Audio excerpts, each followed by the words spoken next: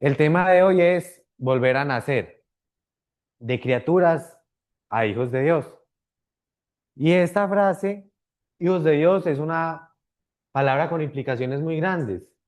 Entonces vamos a analizar bien eso qué significa y específicamente qué significaba en el contexto del Nuevo Testamento, del Antiguo Testamento, esa palabra.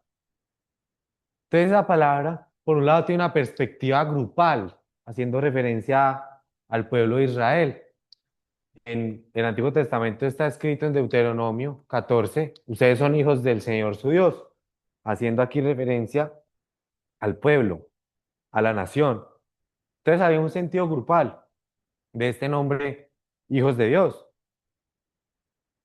Pero sucede que esto tiene mucha relevancia para la época de Jesús, porque los judíos, los israelitas, tenían un concepto de que ellos eran esos hijos de Dios.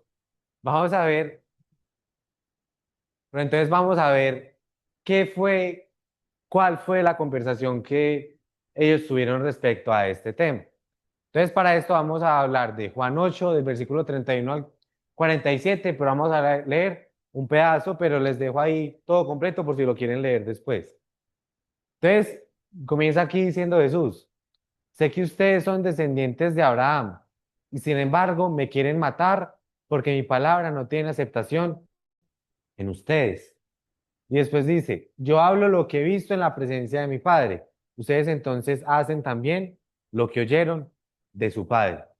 Entonces, les está diciendo a ellos que sí, son descendientes de Abraham. ¿Y cuál es el problema? Aquí, que los judíos creían que simplemente por el hecho de ser descendientes de Abraham, entonces eran de forma automática hijos de Dios. Ya vamos a ver esto, pero aquí hay algo interesante.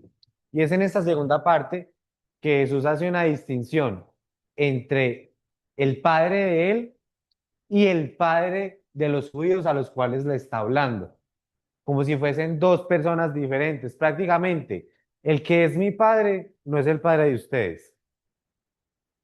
Y ellos le contestaron a Jesús, Abraham es nuestro padre. Y después Jesús les dijo, si son hijos de Abraham, hagan las obras de Abraham, pero ahora me quieren matar, a mí que les he dicho la verdad que oí de Dios. Esto no lo hizo Abraham, ustedes hacen las obras de su padre. Entonces aquí en esta parte, prácticamente Jesús está diciendo, si ustedes son hijos de Abraham, entonces hagan las obras de Abraham. Pero lo que ellos querían hacer era matar a Jesús.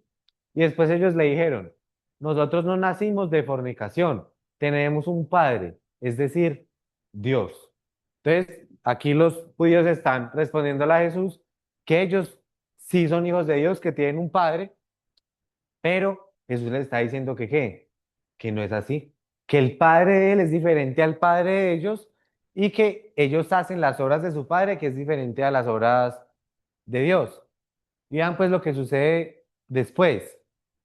Jesús les dijo, si Dios fuera su padre, me amarían, porque yo salí de Dios y vine de él. Entonces el Hijo, engendrado del Padre, pues no he venido por mi propia iniciativa, sino que Él me envió. Porque no entienden lo que digo, porque no pueden oír mi palabra. Entonces aquí le está diciendo Jesús a los judíos, si ustedes fuesen hijos de Dios, ustedes escucharían mi palabra. Si Dios fuese realmente el Padre de ustedes. Y después dice así, ustedes son de su padre, el diablo. Y aquí esto para ellos en el contexto histórico es muy impresionante que esté diciendo unas palabras de estas. ¿Por qué? Porque ellos, por ser descendientes de Abraham, por hacer parte de esa nación, creían que ya entonces eran hijos de Dios. Pero eso les dice, no, ustedes no son hijos de Dios, son hijos del diablo y quieren hacer los deseos de su padre. Él fue un asesino desde el principio y no se ha mantenido en la verdad porque no hay verdad en él. Cuando habla mentira, habla de su propia naturaleza, porque es mentiroso y el padre de la mentira. Pero porque yo digo la verdad, no me creen. Entonces aquí lo que él está argumentando es que ellos no son hijos de Dios porque no hacen los deseos de Dios, sino que hacen los deseos de el diablo, del asesinato, de la mentira. Y aquí dice después, pero porque yo digo la verdad, no me creen. Entonces, como ellos aman esa mentira y Jesús entonces dice la verdad, ellos no aman a Jesús. Y hay aquí otro punto importante, que Jesús les dice a ellos que son hijos del diablo, identifica eso porque quieren hacer los deseos del diablo. Entonces, como consecuencia lógica, los que son hijos de Dios tendrían que hacer los deseos de Dios. Ahora, aquí hay otro punto, y es que a veces leer eso es como un poco impactante. ¿En qué sentido? ¿Cómo es que Jesús les va a decir eso tan impresionante, tan radical, a ellos de una forma tan directa? Y aquí les quería compartir algo, que es que parte del amar es decir la verdad. Porque vamos a suponer que ellos son hijos del diablo y entonces llega Jesús y les dice, no, ustedes son hijos de Dios. Ahí había un problema, porque le estaría poniendo sobre ellos una identidad falsa y ellos creían, ah, somos hijos de Dios porque Jesús entonces lo confirmó. Entonces parte del amor implica comunicar cosas verdaderas. Implica comunicar cosas verdaderas porque ya ellos en ese estado de darse cuenta que no están con Dios, pueden buscar a Dios. Van a decir, es necesario cambiar de camino, es cambiar de corazón y buscar a Dios. Entonces es muy importante ver la relación entre la palabra amor y la palabra verdad.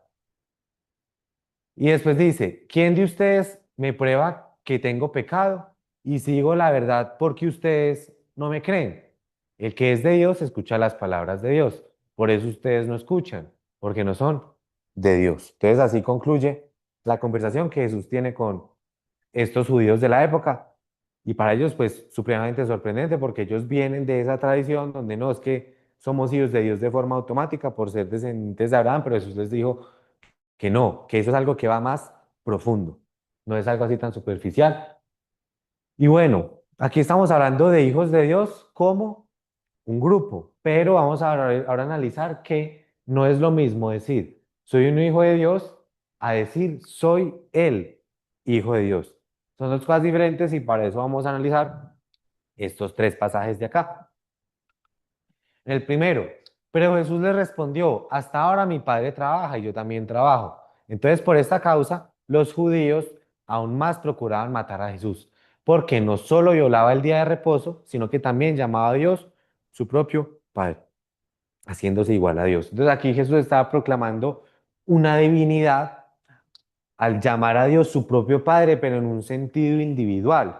Es decir, los judíos decían, somos hijos de Dios, pero tenía un aspecto nacional. Pero ya Jesús decir que era el Hijo de Dios individual, ya es un título diferente. Dani, ¿va a decir algo? Es en un sentido colectivo. Y este ya es individual. Y este ya es individualizado.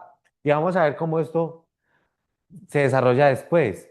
Entonces los judíos le contestaron, no te apedreamos por ninguna obra buena, sino por blasfemia, y porque tú, siendo hombre, te haces Dios. Está proclamando una divinidad. Y más adelante, en el versículo 36, al que el Padre santificó y envió al mundo, ustedes dicen, blasfemas, porque dije, yo soy el Hijo de Dios. Entonces aquí vemos que esta afirmación que hace Jesús de ser el Hijo de Dios para los judíos es una blasfemia en contra de Dios porque es una posición única, especial, no es en ese sentido colectivo. Ya más adelante, cuando están acusando a Jesús para la muerte, está entonces Pilato y están los judíos y están los judíos señalando a Jesús. Y los judíos le respondieron a Pilato, nosotros tenemos una ley y según esa ley él debe morir porque pretendió ser el Hijo de Dios. Entonces eso estaba pretendiendo ser en un sentido individual que no es lo mismo que el sentido colectivo. Ahora bien, una reflexión individual, entendiendo el peso de llevar ese título de hijo de Dios y de hijos de Dios, una reflexión individual. Si yo afirmo que soy hijo de Dios, porque hay personas que no lo afirman, ¿en qué nos basamos para decir que somos hijos de Dios? ¿Será que nos basamos en cosas externas o en cosas internas? ¿O qué es? Por ser descendientes de Abraham, como aquellos judíos, por pertenecer a una tradición religiosa, a una denominación, porque mi pastor me dijo que yo era hijo de Dios, por seguir ciertos valores o doctrinas. Entonces, una pregunta para reflexión. individual. Y aquí hay algo muy importante. Después, Pablo, en una de las cartas que envía a la iglesia en Roma, él habla un poco de este tema de hijos de Dios y dice así, porque todos los que son guiados por el Espíritu de Dios, los tales son hijos de Dios. Pues ustedes no han recibido un espíritu de esclavitud para volver otra vez al temor, sino que han recibido el espíritu de adopción como hijos, por el cual clamamos, Abba Padre. Y es muy importante entender que esta palabra Abba en el griego tiene un alto peso como de intimidad, como de que es cercano. Y el Espíritu mismo da testimonio a nuestro espíritu de que somos hijos de Dios. Entonces, aquí hay un punto importante y es que se relaciona el hecho de ser el hijo de Dios y de ser hijos de Dios con ser guiados por el Espíritu de Dios. Entonces aquí vemos que una dimensión espiritual, no tanto algo superficial como simplemente ser descendiente de Abraham.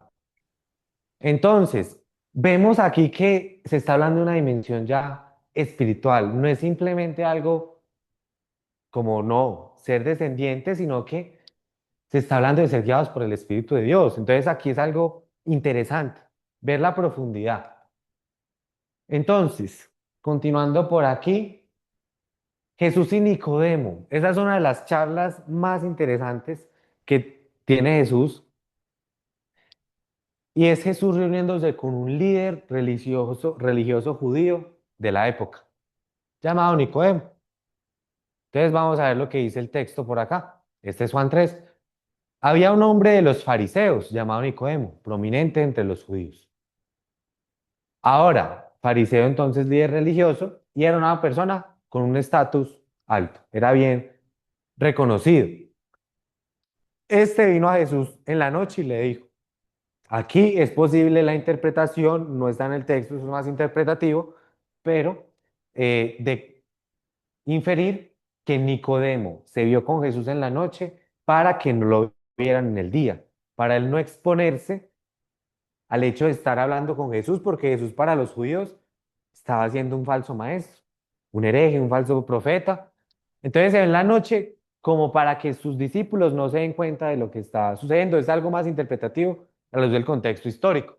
Y dice así, le dice a Jesús, Rabí, sabemos que has venido de Dios como maestro, porque nadie puede hacer las señales que tú haces si Dios no está con él. Entonces aquí Nicodemo empieza la conversación diciendo como, vea, yo tengo un conocimiento y sé que conforme a lo que usted está hecho, usted viene de Dios. Entonces le estamos dando, por decir así, las conclusiones doctrinales que él ha tenido al observar lo que Jesús está haciendo. Y pues él siendo un fariseo y pues estudioso de la escritura.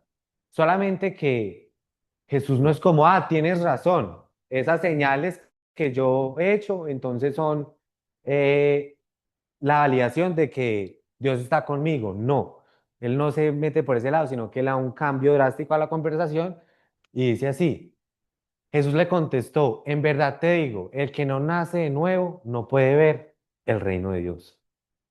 O sea, le da un giro a la conversación, porque aquí Nicodemo está hablando de tema de señales, de que ha venido de Dios, como que, listo, usted hace esos milagros, es una señal, pero eso ya sea algo mucho más profundo. En verdad te digo, el que no nace de nuevo no puede ver el reino de Dios. Pero Nicodemo lo interpreta de una forma natural. Nicodemo le dijo, ¿cómo puede un hombre nacer siendo ya viejo? ¿Acaso puede entrar por segunda vez en el vientre de su madre y nacer? Pero Jesús no estaba hablando de ese tipo de nacimiento. Jesús explica, Jesús respondió, en verdad te digo que el que no nace del agua y el espíritu no puede entrar en el reino de Dios. Entonces vean que ya aquí está hablando de nacer del Espíritu de Dios. Lo que es nacido de la carne, carne es, y lo que es nacido del Espíritu, Espíritu es. Entonces él no está hablando de un nacimiento en relación a la carne, en relación a lo físico, sino un nacimiento en relación a el Espíritu de Dios, Espíritu es, no te asombres que te haya dicho, tienen que nacer de nuevo. Otra traducción posible en base al griego es nacer de arriba. Entonces, Nicodemo comienza la conversación como he visto las señales y Dios está contigo, pero Jesús directamente va a otro punto del cual él quiere hablar. No sabemos en base al texto por qué cambió la conversación exactamente y por qué quería hablar de esto, pero tal vez estaba invitando a Nicodemo a que él naciera de nuevo. Entonces ya después le explica a Nicodemo que no es algo físico, sino algo espiritual. Y después es muy importante analizar que esta palabra nace del agua y el espíritu de una forma resuena con un texto del Antiguo Testamento donde se habla de agua y espíritu, que es Ezequiel 36 del 25 al 27. Entonces los rociaré con agua limpia y quedarán limpios de todas sus inmundicias y de todos sus ídolos los limpiaré. Además les daré un corazón nuevo y pondré un espíritu nuevo entre ustedes. Quitaré de su carne el corazón de piedra y les daré un corazón de carne. Pondré entre ustedes mi espíritu, aquí ya hablando del espíritu de Dios, y haré que anden en mis estatutos y que cumplan cuidadosamente mis ordenanzas. Entonces resuena un poco a este lenguaje donde se habla de pasar de un corazón de piedra a un corazón de carne. Estamos aquí hablando de una renovación espiritual, de un nacimiento espiritual, de una restauración espiritual. Y aquí el término de agua en la parte de arriba. Entonces, después continúa la conversación Jesús intentando explicar un poco esto, que es un poco complicado, porque son cuestiones espirituales. El viento sopla por donde quiere y oyes su sonido, pero no sabes de dónde viene ni a dónde va. Así es todo aquel que es nacido del Espíritu. Este es un texto complicado de interpretar, es una analogía entre el viento y el que es nacido del Espíritu. Digamos, más o menos como lo veo, que el viento no se ve, sopla por donde quiere, pero a pesar de eso, escuchamos el viento. De una forma similar, es como el nacimiento del espíritu. No se sabe de dónde viene ni a dónde va, pero es algo que se siente, es algo que se escucha, es algo que se vive. Y bueno, esa es una posible interpretación. Sin embargo, debido a la dificultad, no sé si de pronto alguien quiera comentar algo que se le venga a la mente a la luz de este texto. No sé, Freddy, Dani. Pero Nicodemo no entiende. Nicodemo le preguntó, ¿cómo puede ser esto? Y Jesús le respondió, ¿tú eres maestro de Israel y no entiendes estas cosas? Entonces, Nicodemo, que tenía esa cantidad de conocimiento, estudio del Antiguo Testamento, en el mismo Testamento se hablaba de ese nuevo nacimiento. Y Jesús le dice, ¿cómo es que no entiendes?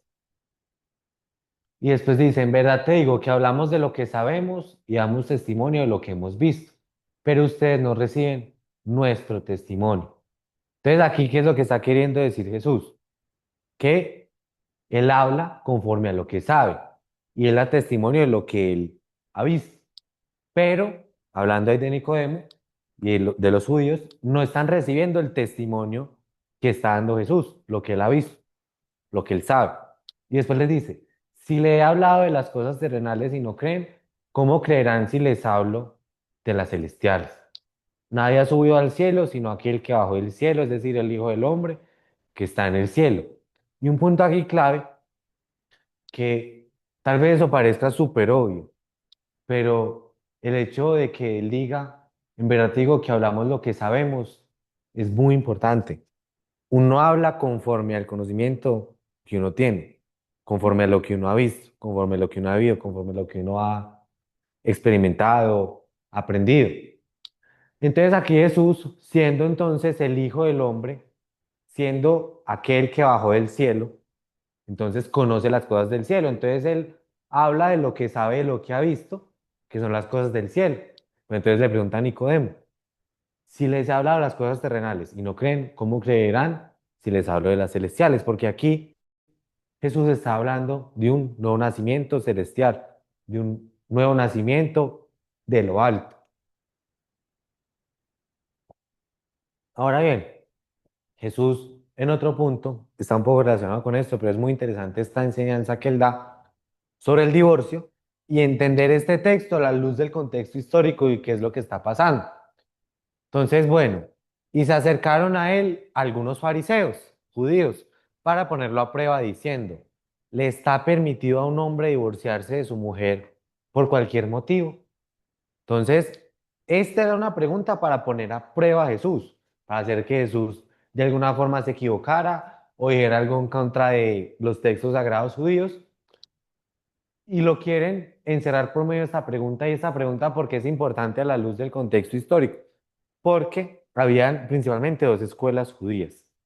Una que permitía el divorcio si la mujer era infiel y otro que permitía el divorcio por cualquier banalidad. Es decir, se le quemó la arepa, listo, fírmele carta de divorcio, y ya quedan separados y se pueden volver a casar.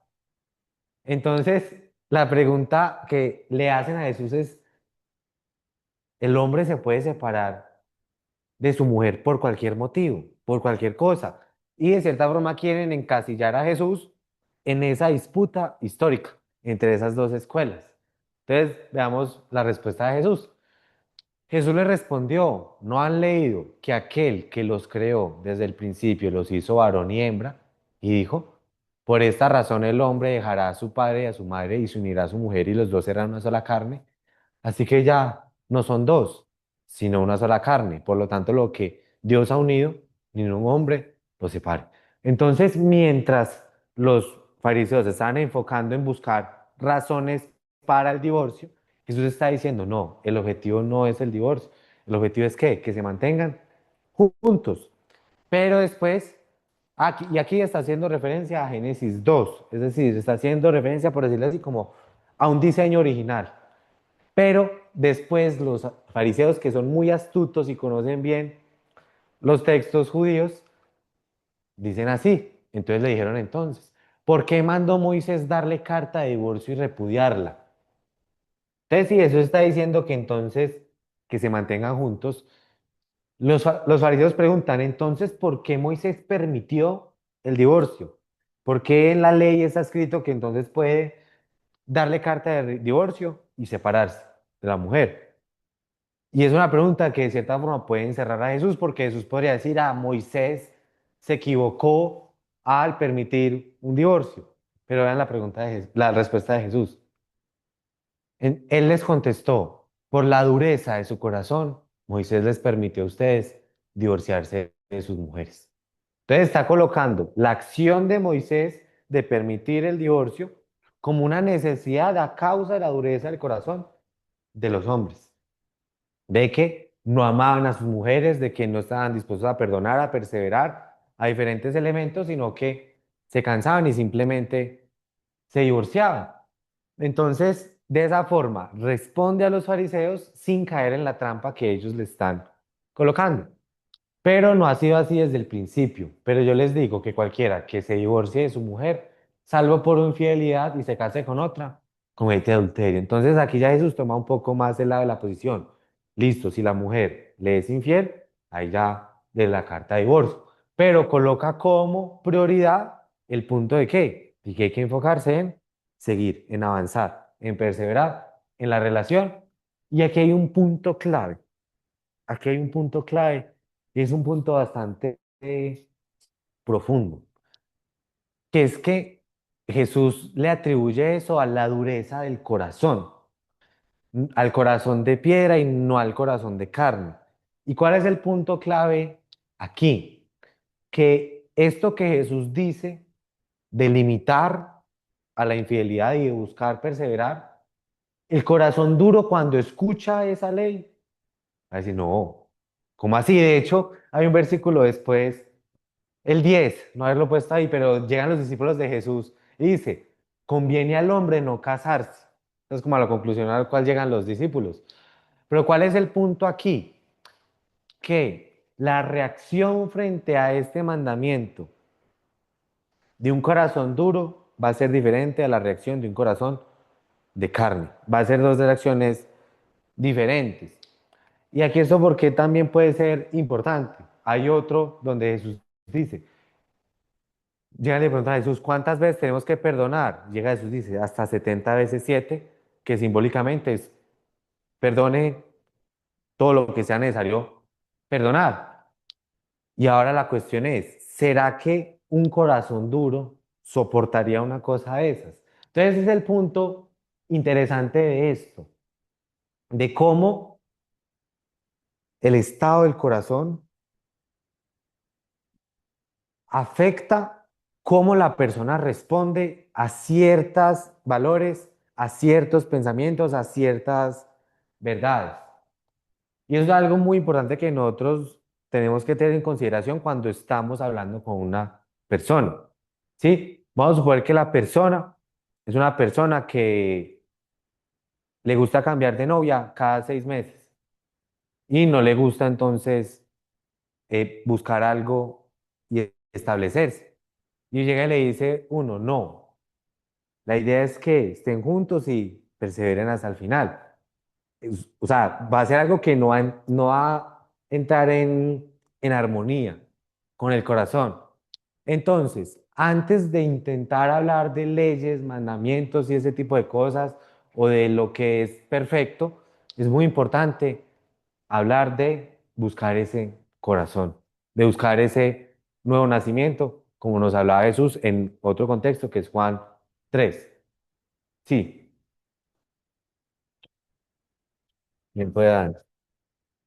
Hay una cuestión ahí dentro de ese contexto que también puede generar confusión, digamos que cuando se refiere a hay que perdonar, también hay que entender que uno tampoco debe dejarse pisotear, digamos que Ah, uno sí, tampoco sí, que dentro de los excesos, sí, uno también tiene que entender que hay cuestiones, hay límites que no se deben cruzar, sí, entonces uno no puede asumir que uno sencillamente va a perdonar y sencillamente ya está por más terribles que sean las circunstancias.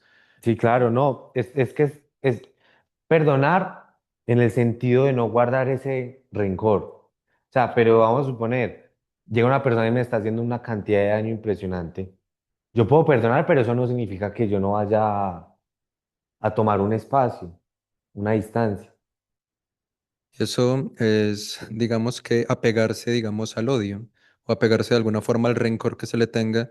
Y la idea es desapegarse de ello, no, o sea, no significa quitarle importancia, sino el no envenenarse a uno mismo con el resentimiento, sino aceptar que las cosas pasaron, pero no necesariamente continuar dentro de la misma circunstancia, ¿cierto? No Por dejar eso, que eso tome raíz de exactamente. amargura y esas cosas. Porque ese tipo de cosas generan que se tome el control de las acciones de uno y al Ujú. final lo lleve a uno a situaciones o comportamientos negativos. Actuar conforme a esa amargura. Sí, sí. Y eso está muy relacionado con el tema de la dureza del corazón también. Muchas gracias por el aporte, Dani. Entonces, resumiendo lo que hemos visto hasta ahora, vemos la conversación de Jesús con los judíos hablando de hijos de Abraham, ¿cierto? Y llega Jesús y le dice, no, qué pena, ustedes no son hijos de Dios. Jesús y Nicodemo, Nicodemo, sabio, estudioso, conocedor, ¿cómo es que decía? Prominente, creo que le decía prominente o no, como una posición muy importante. Jesús le dice, tienes que nacer de nuevo. Y la enseñanza de Jesús sobre el divorcio, también lo tocamos. Y Jesús habla que se permitió que esa ley de Moisés fuese así para divorciarse por causa de la dureza del corazón. Ahora, Jesús estando en un contexto judío, con el corazón endurecido, personas alejadas de Dios, ¿cuál es el llamado que le hace a esas personas? Por un lado, a Nicodemo le dice, tienen que nacer de nuevo, nacer de arriba, esa renovación espiritual, esa transformación, esa revolución espiritual de corazón. Y hay otro mensaje. Jesús vino a Galilea predicando el Evangelio de Dios, el tiempo se ha cumplido, decía, y el reino de Dios se ha acercado. Arrepiéntanse y crean en el Evangelio. Aquí vamos a enfocarnos en esta palabra y la idea es definir esa palabra a la luz de la definición de esa época, no a la luz de la carga que esa palabra tiene hoy en día, porque tenemos que entender que lo que nos divide entre el texto y nosotros son prácticamente 2000 años. Entonces, llega Jesús y predica así, el tiempo se ha cumplido, el reino de Dios se ha acercado. Y entonces, Cambio de mente y dirección. La palabra metanoiete significa cambiar de mente o cambiar la manera de pensar. Jesús llama un cambio radical en la forma de entender y vivir, no a sentimientos de culpa abstractos. ¿Por qué aclaro esto?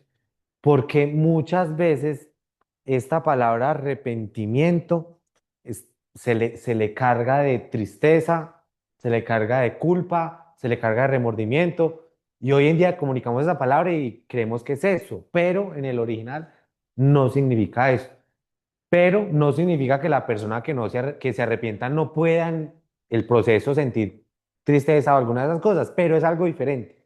Pero lo que usted está llamando es a qué? A este metanoiete. Ya si la persona en ese metanoiete se siente triste, pues es otra cosa, ¿sí? Pero la palabra en su esencia es ese cambio de mente, ese cambio de pensar, ese cambio radical, y eso era lo que Jesús estaba llamando a hacer, y de cierta forma es como una preparación para este reino de Dios que se ha acercado. Contexto histórico, Jesús habla a Galilea poco después de la predicación de Juan el Bautista. La gente esperaba un reino político, punto importante, un Mesías que restaurara Israel.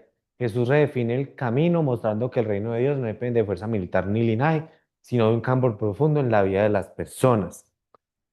Entonces, los judíos que estaban esperando un Mesías en la época, muchos interpretaron a ese Mesías como alguien que venía a conquistar, como alguien que venía con espada, alguien que venía a tumbar el imperio romano. Pero Jesús no vino de esa forma.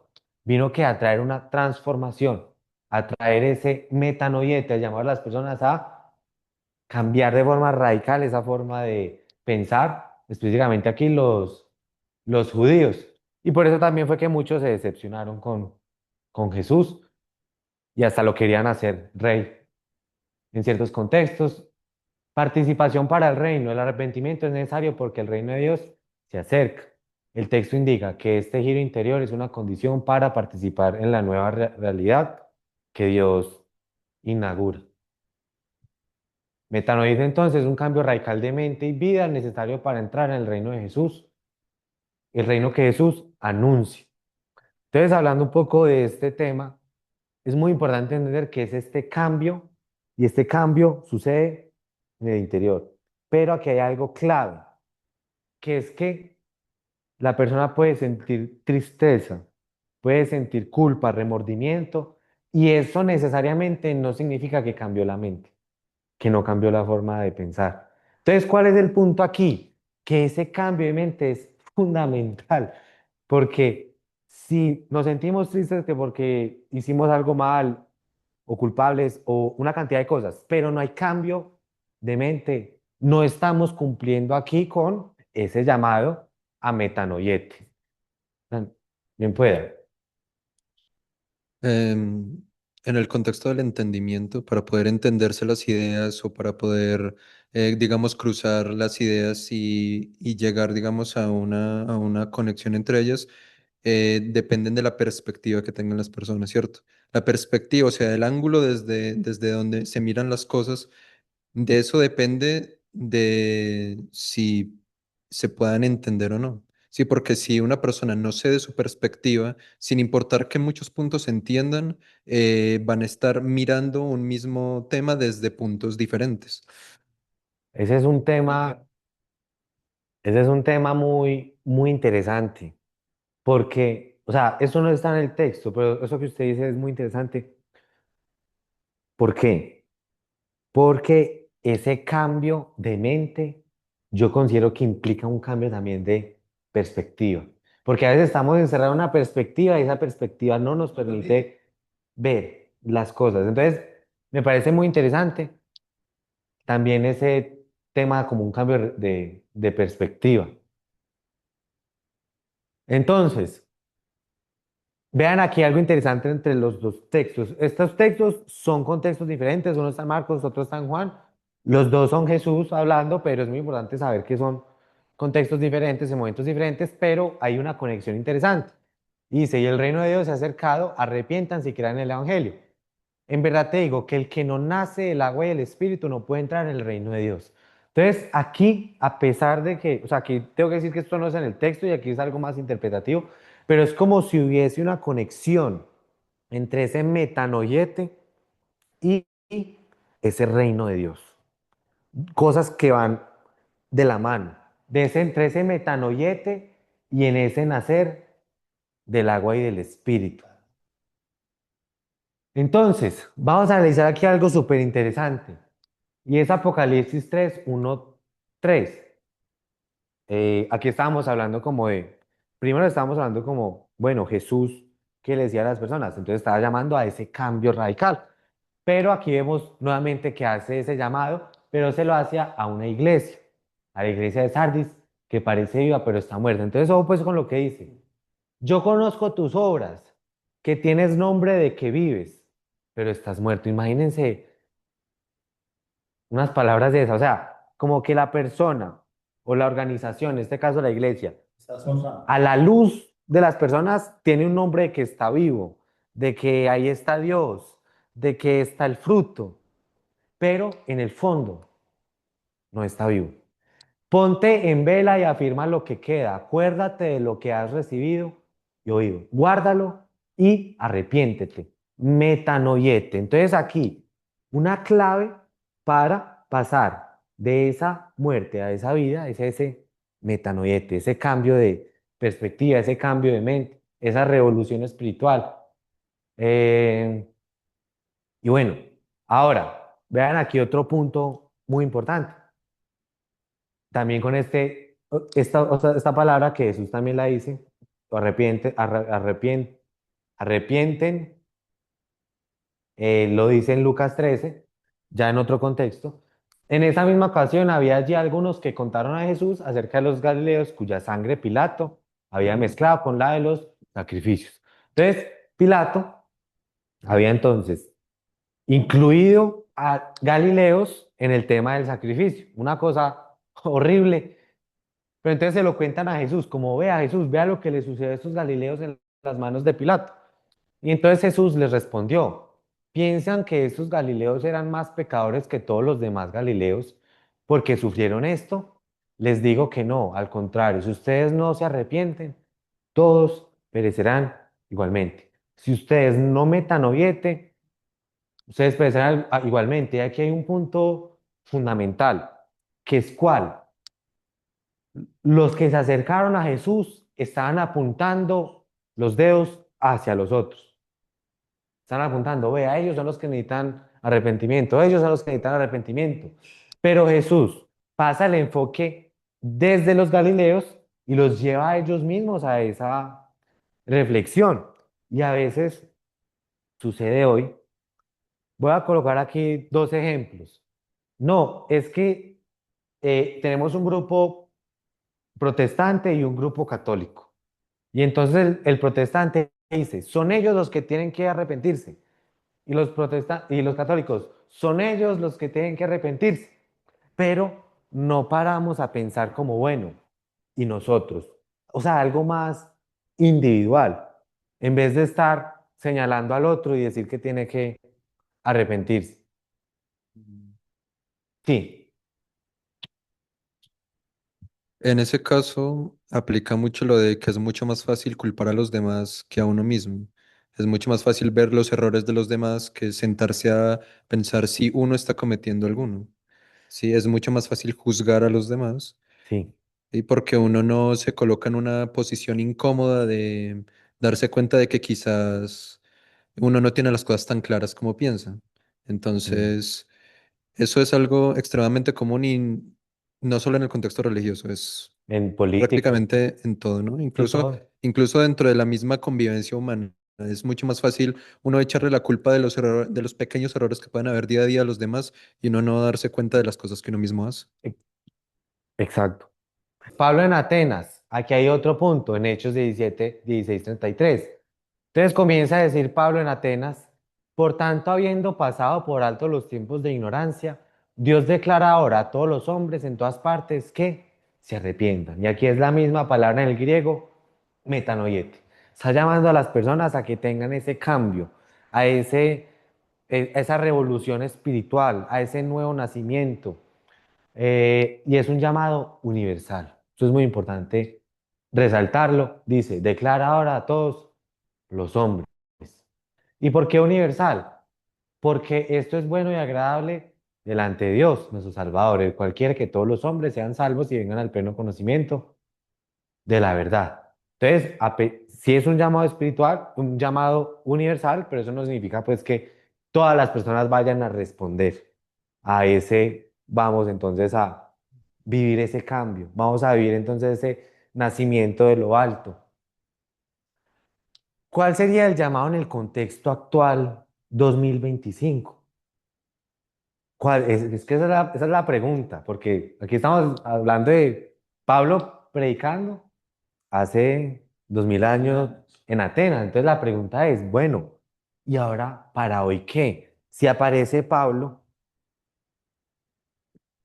por aquí por la puerta, si llega a Colombia, si llega al mundo, si ve la situación, si ve las personas yendo en direcciones contrarias a Dios, ¿cuál sería el mensaje?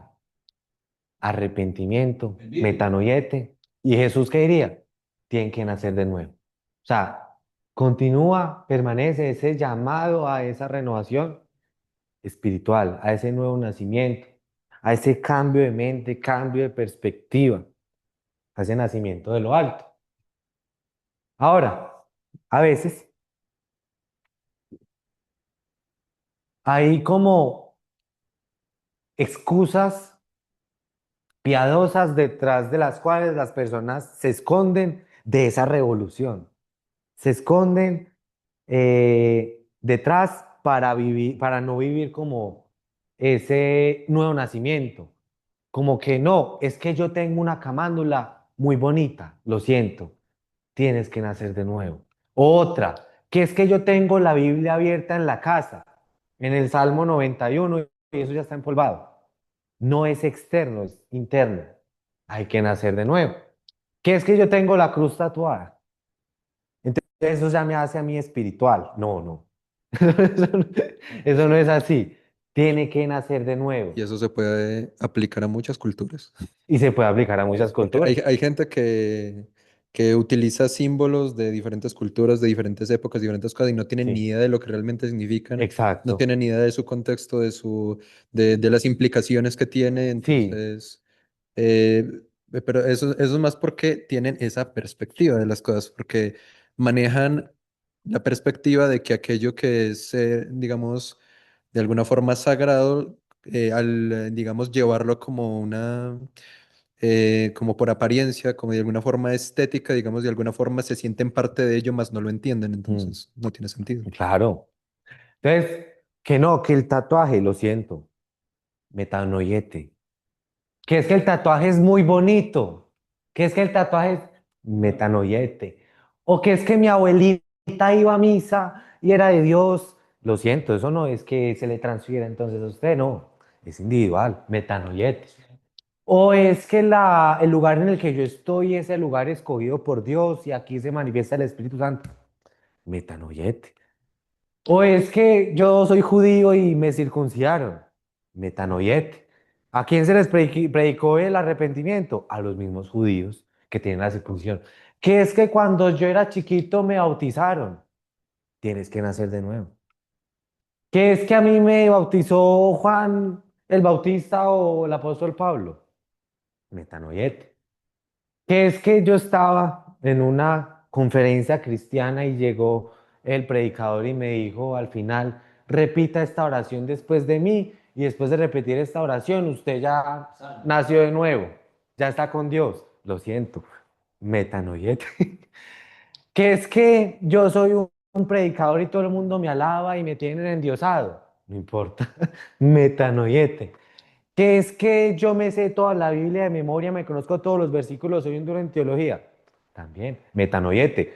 Nicodemos era un duro en el tema de escritura. ¿Qué le dijo Jesús? Tienes que nacer de nuevo. Que es que yo soy Judas y entonces la persona a la que yo sigo es Jesús. Lo siento, metanoiete también. O que es que yo tengo una confesión de fe y esta confesión de fe es bíblica y tiene la teología y yo me adhiero a eso también. tienen que nacer de nuevo. El mensaje aplica para hoy y hoy en día a veces las personas, como con esas excusas piadosas, se esconden detrás de eso y no buscan esa renovación real, esa renovación espiritual, esa revolución hacia Dios.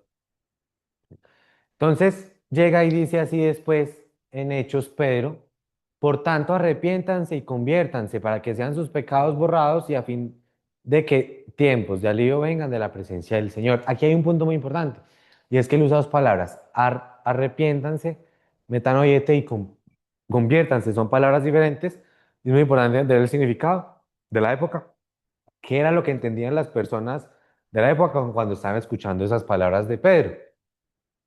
Entonces, conviértanse es que epistrefo, este término enfatiza la acción de dar la vuelta y regresar a Dios. Indica un retorno activo hacia Dios, un cambio de dirección concreto en la vida. Volver, convertirse, regresar. Entonces, ya es algo que es más, se ve más reflejado de forma externa, es decir, una acción, pero va de la mano del tema del arrepentimiento que sería el metanoiete. Entonces, veamos aquí un contraste entre las dos palabras. Arrepentimiento, azul, conviértanse amarillo. Definición de arrepiéntanse, cambiar radicalmente de mente y corazón, un giro interior hacia Dios y de conviértanse, volver activamente a Dios, tomar decisiones concretas que reflejen ese cambio interior. Entonces, de arrepiéntanse, el enfoque es interno, transformación de la mente y la voluntad, pero el conviértanse ya es externo, transformación de la vida y acciones. Y relación entre ambos, arrepiéntanse es el inicio del camino y conviértanse es la acción que confirma el cambio. Es decir, ya es como ese cambio siendo visible, siendo manifestado. Entonces veamos aquí un ejemplo de arrepentimiento y conversión. El apóstol Pablo es uno de los mejores ejemplos que hay en la Biblia. Entonces llega y dice, ustedes ya están enterados de mi conducta cuando pertenecía al judaísmo, de la furia con que perseguía a la iglesia de Dios, tratando de destruirla. En la práctica del judaísmo, yo aventajaba a muchos de mis contemporáneos en mi celo exagerado por las tradiciones de mis antepasados. Entonces, aquí, ojo pues, Pablo aferrado a las tradiciones de sus antepasados, se aferró con tanto celo, ojo, un celo exagerado, que ese celo exagerado lo llevó a perseguir con furia a otras personas. Entonces hay que tener mucho cuidado cuando tenemos una tradición y estamos con un celo exagerado hacia eso. Tal vez esa no sea la perspectiva correcta de la situación. Toca tal vez mirar desde una forma más amplia. Entonces este ver a Pablo en la práctica del judaísmo y después él tuvo ese cambio de mente. Sin embargo, Dios me había apartado desde el vientre de mi madre y me llamó por su gracia. Y cuando él tuvo a bien revelarme a su hijo para que yo lo predicara entre los no judíos. Entonces él paró de perseguir con furia y comenzó a predicar el mensaje de Cristo. Un cambio radical, tanto arrepentimiento como conversión. Entonces Pablo perseguía a los seguidores del Hijo de Dios, pero pasó a predicar sobre el Hijo de Dios. Entonces es un cambio muy interesante donde de cierta forma él estaba adherido a esas tradiciones religiosas del judaísmo, pero ¿qué fue lo que él experimentó? Ese cambio radical, esa revolución, cambió la perspectiva. ¿Qué concluiríamos si Pablo dice que se arrepintió pero sigue persiguiendo a la iglesia? Pues sería como, venga, ¿qué pasó ahí? Concluiríamos que como no hubo una conversión, por lo tanto no hubo un verdadero arrepentimiento. El arrepentimiento y la conversión van de la mano, van de la mano, van de la mano. Vamos a suponer, esto se ha visto a veces. Hay un predicador, él es de Estados Unidos, y él llegó a un momento y le dijo a las personas, él era un predicador de esos, de los predicadores de la prosperidad, que entonces deje su semilla, Dios se la multiplica y usted va a recibir más. Deje su plata y en un momento, creo que fue en el 2019, él públicamente se disculpó. Ah, sí. Se disculpó y siguió en las mismas. Ah, no. Y siguió en y siguió en las mismas. Entonces, apariencia de arrepentimiento. Se pudo haber sentido mal, se pudo haber sentido triste, se pudo haber sentido culpable, pero la mente no cambió, no cambió. Arrepentimiento, el cambio interno, conversión, manifestación externa. Un nuevo camino. Aquí en este texto no está la palabra arrepentimiento, no está la palabra fe, no está la palabra conversión, pero se va a usar como ilustración pedagógica. Dice así, Jesús, entrad por la puerta estrecha, porque ancha es la puerta y espacioso el camino que lleva a la perdición, y muchos son los que entran por ella. Porque estrecha es la puerta y angosto el camino que lleva a la vida, y pocos son los que la hallan. Entonces, ¿cómo sería ese arrepentimiento de esa conversión? Entonces, estoy yendo por un camino y ese camino es ese camino espacioso. Entonces, ese arrepentimiento sería ese cambio de perspectiva, ese cambio de mente y ir hacia ese camino angosto. Así como estaba sucediendo con Pablo, estaba yendo por ese camino donde él estaba con un celo exagerado hacia la tradición que él tenía, cambió de mente y se fue por otro camino. El arrepentimiento y la fe en Jesús van de la mano. Otro punto supremamente importante. Diciendo, el tiempo se ha acercado, el reino de Dios se ha acercado, arrepentíos y creed en el Evangelio. Entonces no dice solamente arrepentíos, sino que también habla de qué, de un creer, de un confiar. Y en otra parte, ya hablando Pablo, aquí está hablando Jesús, es importante diferenciar que son dos personas hablando en contextos diferentes, testificando a judíos y a gentiles acerca del arrepentimiento para con Dios y de la fe en nuestro Señor Jesucristo. Aquí me gustaría resaltar algo, que es arrepentimiento para con Dios. Es decir, que el centro hacia el cual sucede ese arrepentimiento es hacia el mismo Dios. Es el sistema, hacia el mismo Dios. No es hacia un sistema religioso. No estoy diciendo que los sistemas religiosos sean malos, no. No es hacia una conducta moral de una iglesia en específico, no. Estamos hablando de aquí de qué? Del mismo Dios.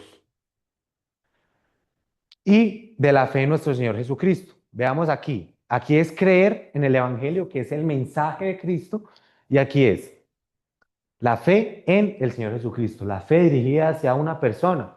¿Qué persona? El Hijo de Dios. ¿Qué persona? El Mesías, el Salvador. Ahora, veamos aquí algo interesante, y es que a pesar de que encontramos estos conceptos en diferentes textos, pareciera como si estuviesen hablando de lo mismo, de cosas muy parecidas, cosas que van de la mano entre sí, cosas que están entrelazadas entre ellas.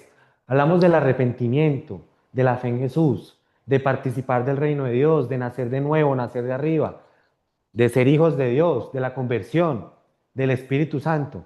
Y esto apunta a una misma realidad, a algo que sucede en nuestras vidas en relación a Dios. Y dice así, a lo suyo vino y los suyos no le recibieron, pero a todos los que lo recibieron les dio el derecho de llegar a ser hijos de Dios. Es decir, a los que creen en su nombre, que no nacieron de sangre, no es algo físico, ni de voluntad de carne, no viene de la carne, ni de voluntad de hombre, tampoco, porque no es el hombre en su propia capacidad que entonces, ay, yo voy a nacer de nuevo de sí mismo. No, viene de arriba, es de Dios, es necesario que sea de dependencia de Dios. Y dice ahí, sino de Dios. No nacieron de sangre, sino de Dios. Es un nacimiento que viene de Dios. Punto aquí clave, les dio el derecho a llegar a ser hijos de Dios. ¿Qué se puede sacar de este texto? Para ser hijos de Dios, para ser un hijo de Dios, hay que pasar por el Hijo de Dios. Hay que pasar por él. Es como si Cristo fuese el medio para convertirse en hijo de Dios, porque el arrepentimiento está direccionado hacia Cristo, la fe está direccionada hacia Cristo, la conversión hacia el mensaje de Cristo. Entonces, para ser hijo de Dios hay que pasar por el Hijo de Dios. Ser hijo de Dios no es una etiqueta que yo mismo me pongo. No es que yo pongo en Instagram o en Facebook hijo de Dios. No, es una realidad profunda. Es una realidad que viene de Dios. Dice así, todo aquel que cree que Jesús es el Cristo es nacido de Dios. Punto importante. Todo aquel que ama al Padre, alma al que ha nacido de Él. Y aquí hablamos un poco del tema de, bueno, y las evidencias, ¿sí? Que bueno, los frutos. Y aquí, todo aquel que ama al Padre, ama al que ha nacido de Él. Aquí el que ha nacido de Él no está hablando de Jesús. ¿Está hablando de quién? De todo aquel que cree que Jesús es el Cristo, es nacido de Dios. Entonces, ¿cuál es el punto aquí? Que una de las evidencias de que la persona ha nacido de nuevo es ese amor por aquellos que también son de Dios. Es un punto clave. El amor es un buen, por decirlo así, como una buena forma de distinguirlo.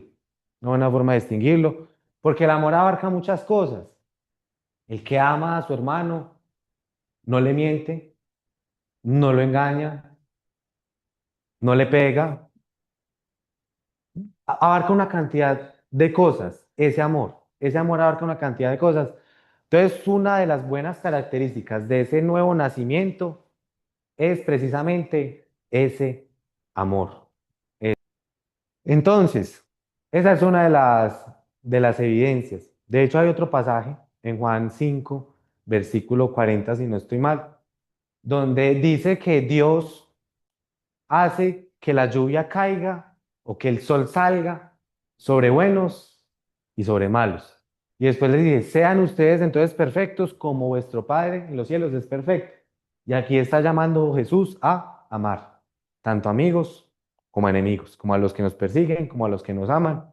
Entonces, una de las buenas señales de ese nuevo nacimiento es ese amor, es ese amor. Entonces, aquí profundizamos un poco más relacionando dos cosas, que era el tema del nuevo corazón y el tema de hijos de Dios. Jesús en medio de un discurso, de una palabra que está dando súper importante en Mateo 5 dice, bienaventurados los de limpio corazón, pues ellos verán a Dios. Y ese limpio corazón implica que esa renovación espiritual. Se cambia. Ese limpio corazón no es el corazón duro, no es el corazón endurecido, no, es el corazón que pasó por esa transformación, el corazón que pasó por ese nuevo nacimiento al cual Jesús estaba llamando a Nicodemo. Y después dice así, bienaventurados los que procuran la paz, pues ellos serán llamados hijos de Dios. Entonces aquí estamos hablando ya más de el tema de las señales. Una señal, la limpieza de corazón. Otra señal, que procura la paz. Son señales de ese nuevo nacimiento, de esa renovación espiritual, de esa conversión verdadera, de ese arrepentimiento verdadero. Y dice Jesús, pues ellos serán llamados hijos de Dios. Entonces, resumiendo un poco, el título de hijo de Dios no es algo superficial, no es una etiqueta, no es algo que yo coloco en redes sociales, hijo de Dios. No, es un título que tiene implicaciones espirituales muy profundas. Cuando yo digo que soy hijo de Dios, estoy diciendo que pasé por esa renovación espiritual. Estoy diciendo que tengo ese limpio corazón o que por lo menos lo estoy buscando o por lo menos que estoy en ese proceso. Y una persona que procura la paz, que ama a las personas, no es algo de dientes para afuera. Recordemos los judíos de los cuales hablábamos en el comienzo. Ellos creían ser hijos de Dios por ser descendientes de Abraham. Ah, que es que mi abuelita, juiciosísima en la iglesia, lo siento, tienes que nacer de nuevo. Es una realidad a la cual Jesús está llamando. Y el mismo Pablo que dijo que Dios declara a todo hombre en todo el mundo que se arrepiente, porque es una invitación a participar de ese reino de Dios, de esa realidad espiritual, porque Jesús no vino a traer ese imperio que todo el mundo estaba esperando, pero lo va a traer, ese es otro tema, sino que Jesús estaba llamando a qué? A esa participación en esa vida de Dios, en ese reino espiritual, y es un llamado para todos a ese metanoeo, a esa metanoia, Y bueno, ese fue el tema de hoy. Volver a nacer de criaturas a hijos de Dios.